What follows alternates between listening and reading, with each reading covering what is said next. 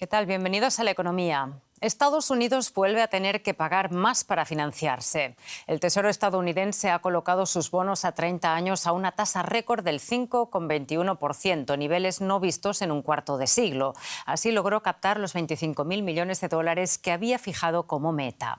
Los inversores exigen un rendimiento mayor ante los temores de inflación y el abultado déficit fiscal. Estos intereses complican la gestión de una deuda que ha crecido de forma billonaria en los últimos años, disparando la factura del gasto público de la Casa Blanca y superando incluso a todo el presupuesto nacional de defensa. Y vamos a conversar de ello con alguien que tiene todas las cifras en la mano, aunque dé vértigo pronunciarlas. Ana Nieto, en Nueva York, ¿cómo estás? Muy buenas tardes. Cuéntanos, Ana, ¿en qué punto se encuentra ahora mismo la deuda pública de Estados Unidos? Sí, la subida del costo de la deuda llega en un momento en el que Estados Unidos está a apenas semanas de contabilizar en sus libros una deuda de 40 billones de dólares, impronunciable. Actualmente la deuda es de 39,94 billones y el último billón apenas se ha sumado en 5 meses. Es un ritmo de aumento muy acelerado. Hace 4 años esta deuda era 10 billones más baja. Y este crecimiento no tiene fin a la vista porque el presupuesto sigue teniendo fuertes déficits y a los gastos habituales se añade además el cada vez mayor costo de esta deuda, el pago de los intereses. En los 9 meses del año fiscal actual se han pagado 857.000 millones de dólares en intereses y se va a acabar el año fiscal pagando 1 billón de dólares por ellos. A este ritmo solo las pensiones van a superar los pagos de la deuda como el mayor gasto del Estado. Estados Unidos emite ahora en parte para pagar deuda antigua y con un coste elevado como hemos visto hoy. Cifras astronómicas, desde luego, las que cuentas. Vamos a ver, bajando al terreno de la economía familiar, Ana, ¿cuál es la situación de la deuda de los hogares en Estados Unidos? Pues la deuda de los hogares se ha rebajado muy ligeramente en el segundo trimestre, según cifras de la Reserva Federal, apenas un 0,1% y se ha quedado en 18,8 billones de dólares, también una cifra astronómica. A pesar de la caída, esta ligera que ha aumentado, es la tercera lectura más alta de la historia y si no es más elevada es por un tecnicismo que ha rebajado temporalmente el peso de las hipotecas. Lo que se ve con mucha claridad en las cifras de la Reserva Federal de Nueva York es que la deuda en tarjetas de crédito es de 1,26 billones de dólares, muy cerca del récord histórico, y la de compra para autos, los préstamos de compra para autos suman 1,7 billones. Es un récord. El hecho de que suban todas estas deudas de tarjetas, líneas de crédito personales, lo que muestra es la necesidad de ampliar unos presupuestos domésticos en un momento de alta inflación, baja asequibilidad y un crecimiento de los salarios reales negativo, a pesar del bajo desempleo. Un escenario complicado, Ana. Muchísimas gracias por este análisis. Saludos. La Casa Blanca acusa a unos 40 países de servir como vía de entrada a Estados Unidos para productos chinos que buscan esquivar los aranceles de Trump. Entre los países señalados figuran los vecinos México y Canadá, así como la Unión Europea. Según el informe, algunas empresas realizan el montaje final de productos chinos en un tercer país para que no sean considerados como productos hechos en China y puedan entrar en Estados Unidos con aranceles más bajos. Washington considera esta práctica ilegal y amenaza con endurecer los controles y los aranceles. Con la camiseta del seleccionado argentino, cientos de profesores, investigadores, científicos y activistas reclamaron en el Obelisco de Buenos Aires contra los recortes de financiamiento en ciencia y tecnología impulsados por el presidente ultraliberal Javier Milei. El gobierno salió a defender este jueves los ajustes que afectan a la universidad pública y al ente de investigación científica del país, el CONICET. Despidos, uno de los presupuestos más bajos y caída de los salarios. Estas son algunas de las razones de la protesta de los científicos y profesores argentinos contra la gestión de Javier Milei. Y eso hace que estemos perdiendo más que nada la generación de jóvenes científicos. Se les bloquea la posibilidad de ser investigadores en Argentina, se les bloquea la posibilidad de poder vivir de ser científicos, los salarios a veces están por abajo de la línea de la pobreza y eso hace que estemos perdiendo recursos humanos enormes. En el caso nuestro de la Facultad de Ciencias Exactas y Naturales ya hemos perdido casi cercano al 10% del personal docente en nuestra facultad.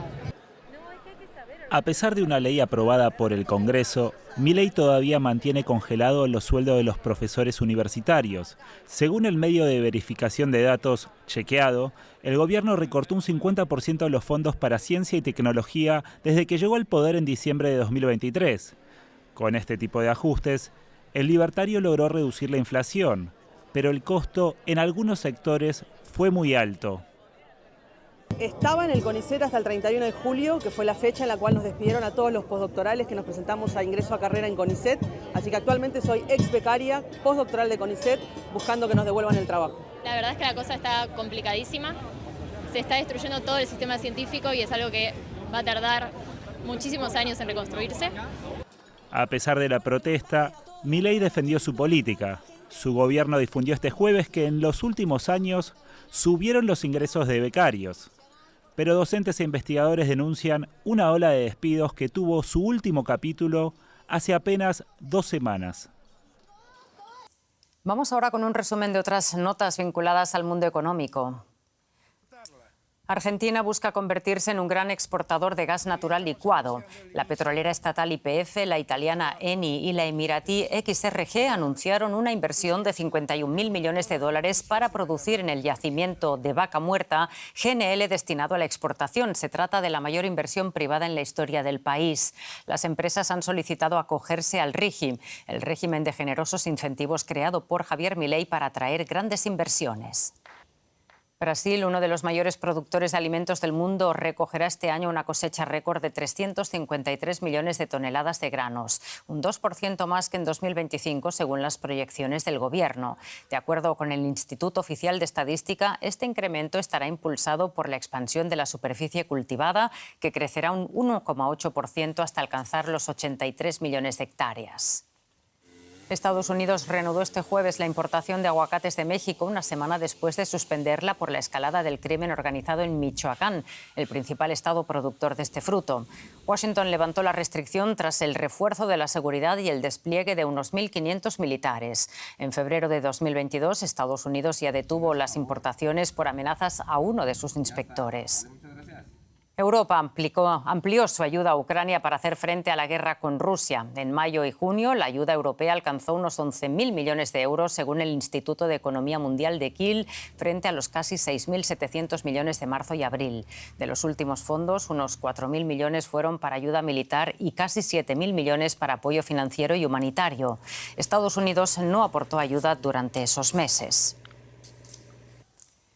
Hablamos de los salarios de los ejecutivos alemanes, en concreto de los máximos responsables de las 40 empresas del índice DAX. Un estudio revela que en 2025 sus remuneraciones siguieron creciendo hasta alcanzar una media de casi 4 millones de euros. El salario medio aumentó un 4% según la Asociación Alemana de Protección a los Accionistas y la Universidad Técnica de Múnich. Los ejecutivos del DAX ganan ahora de media 42 veces más que un trabajador de sus empresas. Un dato que llega en plena crisis industrial alemana, con decenas de miles de empleos en riesgo.